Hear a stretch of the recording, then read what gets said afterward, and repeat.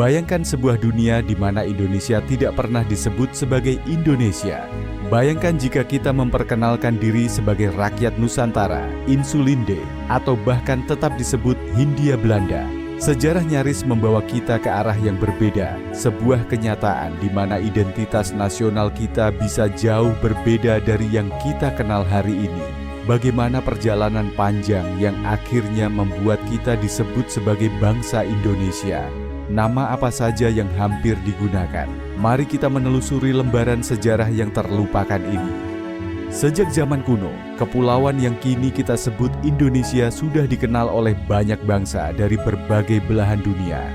Namun, mereka tidak pernah menyebutnya sebagai Indonesia. Nama-nama yang digunakan untuk menyebut tanah ini berasal dari bangsa asing yang datang dan melihat kepulauan ini dari sudut pandang mereka sendiri. Bangsa Cina, misalnya, menyebut wilayah ini sebagai Nanhai atau Laut Selatan. Bangsa India menyebutnya Swarnadwipa, Pulau Emas, karena mereka percaya tanah ini kaya akan emas dan rempah-rempah. Sementara itu, bangsa Arab menyebutnya Jazirah Al-Muluk, yang berarti Kepulauan Raja-Raja. Lalu datanglah bangsa Eropa. Portugis, yang pertama kali menginjakkan kaki di kepulauan ini pada abad ke-16, menyebutnya Hindia Timur untuk membedakannya dari India yang sebenarnya. Belanda kemudian datang dan memberi nama baru, Nederlands India, yang kita kenal sebagai Hindia Belanda. Nama ini bertahan selama ratusan tahun, sampai perlawanan rakyat mulai menuntut identitas sendiri. Pada tahun 1850, seorang etnolog Inggris bernama George Samuel Windsor Earl dan rekannya James Richardson Logan meneliti wilayah kepulauan ini dan mencari istilah yang lebih tepat untuk menyebutnya. Mereka sadar bahwa menyebutnya Hindia Timur terlalu bias dan tidak mencerminkan identitas asli penduduknya. Earl awalnya mengusulkan dua nama. Satu, Indonesia, gabungan dari kata Indo, India, dan Nesos, kepulauan dalam bahasa Yunani. Dua, Melayunesia, karena masyarakatnya didominasi oleh ras Melayu. Namun, Logan lebih menyukai Indonesia karena terdengar lebih lugas dan tidak hanya terbatas pada etnis Melayu. Sejak saat itu, istilah ini mulai digunakan dalam berbagai tulisan akademik. Tapi, nama ini masih terbatas pada kajian ilmiah, belum menyentuh ranah politik dan perjuangan kemerdekaan. Sebelum Indonesia resmi dipilih sebagai nama negara, ada beberapa nama lain yang sempat diajukan. Beberapa di antaranya bahkan nyaris menjadi identitas kita sampai hari ini. 1. Nusantara. Nama ini memiliki akar sejarah yang kuat. Pada abad ke-14, Pati Gajah Mada dari Majapahit mengucapkan Sumpah Palapa yang menyatakan bahwa ia tidak akan beristirahat sebelum menyatukan Nusantara di bawah kekuasaan Majapahit. Nama ini kembali dihidupkan oleh beberapa tokoh nasionalis seperti Ki Hajar Dewantara dan Raden Mas Surjodi Ningrat. Mereka berpendapat bahwa Nusantara lebih mencerminkan identitas kepulauan ini dibandingkan dengan Indonesia. Namun akhirnya nama ini lebih sering digunakan dalam konteks budaya dan geografis, bukan sebagai nama negara. Zuaite Insulinde. Nama ini pertama kali diperkenalkan oleh Eduard Douwes Dekker, atau yang lebih dikenal dengan nama Multatuli, seorang penulis Belanda yang mengkritik kolonialisme dalam bukunya Max Havelaar. Insulinde berasal dari bahasa Latin, yang berarti Kepulauan Hindia. Nama ini sempat dipertimbangkan oleh beberapa kelompok nasionalis, tetapi pada akhirnya ditolak karena dianggap terlalu lekat dengan pengaruh kolonial. 3. Hindia Belanda. Sebagai nama resmi yang digunakan oleh pemerintah kolonial Belanda selama ratusan tahun, Hindia Belanda sebenarnya bisa saja tetap digunakan setelah kemerdekaan. Namun para pemimpin nasionalis menolak keras ide ini.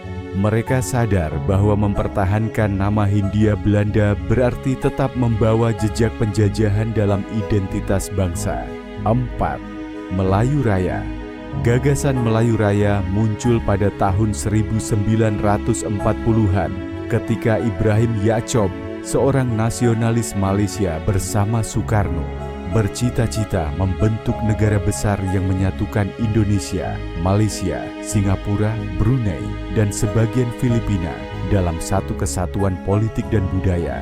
Namun gagasan ini gagal karena perbedaan politik antara Indonesia dan pemimpin-pemimpin Malaysia yang lebih condong pada Inggris. Pada tanggal 28 Oktober 1928, para pemuda dari berbagai daerah berkumpul dalam Kongres Pemuda kedua. Mereka bersumpah bahwa tanah air mereka adalah satu, bangsa mereka adalah satu, dan bahasa mereka adalah satu. Nama yang mereka gunakan dalam sumpah itu adalah Indonesia. Nama ini kemudian diperjuangkan oleh para tokoh besar seperti Soekarno, yang menggunakan istilah Indonesia dalam berbagai pidato dan tulisan politiknya. Muhammad Yamin, yang mengangkat nama ini dalam berbagai karya akademiknya. Hatta, yang memperkenalkan nama Indonesia dalam pergerakan di Belanda. 4 tahun lamanya rakyat kita timbal balik hidup dalam persengketaan dengan merasa dendam dalam hati. Bangsa Indonesia dan bangsa Belanda kedua-duanya akan memperoleh bahagianya. Anak cucu kita, angkatan kemudian akan berterima kasih kepada kita. Moga-moga Tuhan Yang Maha Kuasa memberkati pekerjaan kita pada konferensi Meja Bundar ini. Sekianlah dan terima kasih. Pada akhirnya, ketika proklamasi kemerdekaan dibacakan pada 17 Agustus 1945, nama ini pun dikukuhkan sebagai identitas resmi bangsa. Seandainya salah satu dari nama-nama alternatif di atas yang digunakan, tentu identitas dan sejarah Indonesia bisa berbeda. Kita mungkin menyebut diri sebagai orang Nusantara, warga Insulinde, atau bahkan masih berada di bawah nama kolonial Hindia Belanda. Namun, sejarah telah menetapkan pilihan. Indonesia bukan sekadar nama, tetapi simbol perjuangan, persatuan dan kebebasan bagi lebih dari 270 juta penduduknya. Nama adalah cerminan dari identitas, dan nama Indonesia telah menjadi lambang dari perjuangan panjang bangsa ini untuk menentukan nasibnya sendiri. Bagaimana menurut kalian? Jika kalian bisa memilih, apakah kalian tetap ingin Indonesia bernama Indonesia atau ada nama lain yang lebih kalian sukai? Tulis pendapat kalian di komentar. Jangan lupa like, share, dan subscribe untuk cerita sejarah lainnya. Sampai jumpa di video berikutnya. Proklamasi. Kami, bangsa Indonesia, dengan ini menyatakan kemerdekaan Indonesia. Hal-hal yang mengenai pemindahan kekuasaan dan lain-lain diselenggarakan dengan cara saksama dan dalam tempo yang sesingkat-singkatnya. Jakarta, 17 Agustus 1945,